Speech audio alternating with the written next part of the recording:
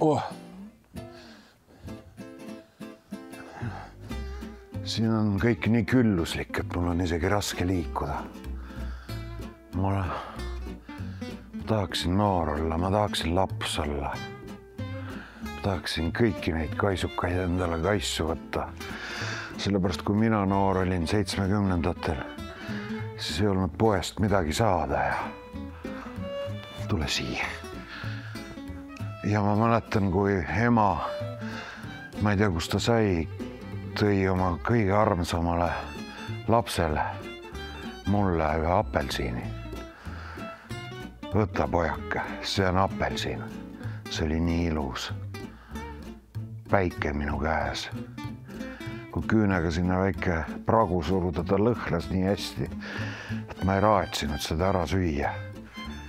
Ma hakkasin selle apelsiiniga magama.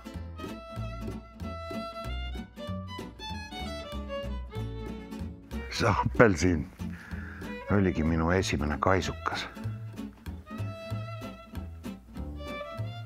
Magasin temaga nii kaua,